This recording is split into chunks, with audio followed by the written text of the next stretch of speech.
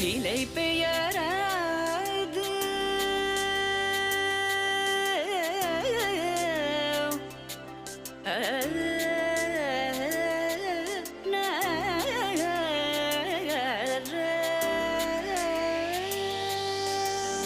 நிலை பெயராது